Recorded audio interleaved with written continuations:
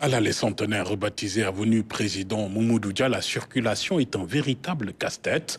Commerce envahissant, stationnement anarchique, charretiers et pousse-pousse sur les trottoirs.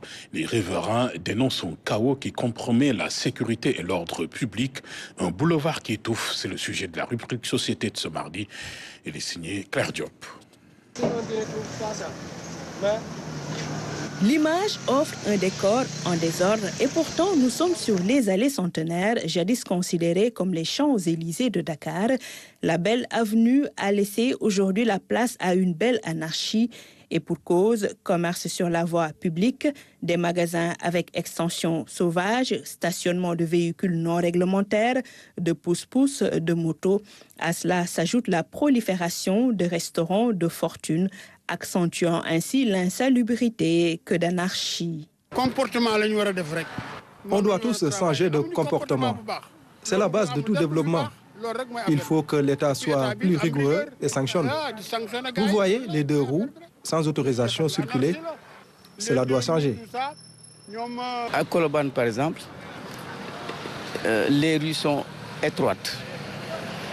Donc si deux conteneurs s'alignent, il y a des difficultés parfois pour passer, même les véhicules. Sur l'axe, l'occupation anarchique a atteint un niveau alarmant, avec son lot de conséquences sur la population et le cadre de vie. C'est vraiment désolant tout cela. L'avenue est un emblème. La fête de l'indépendance est célébrée ici.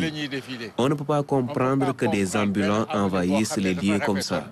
Les responsabilités sont partagées entre État, mairie et les propriétaires des maisons.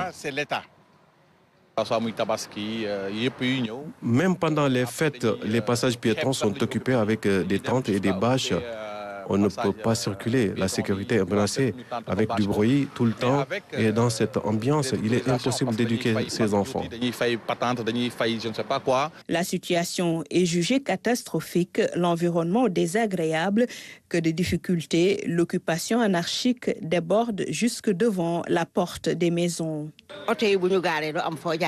Avec les véhicules, c'est difficile de circuler parce qu'ils exposent leurs marchandises jusque devant nos maisons. Les conteneurs, c'est la catastrophe. Ils stationnent pendant 2 jours devant chez toi sans respect. On nous dérange dès 4 heures du matin.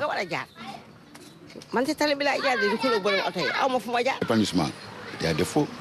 Pour prendre l'air, des fois, quand tu es dans ta vie, tu dois prendre un peu d'air dans la porte, tu peux t'asseoir.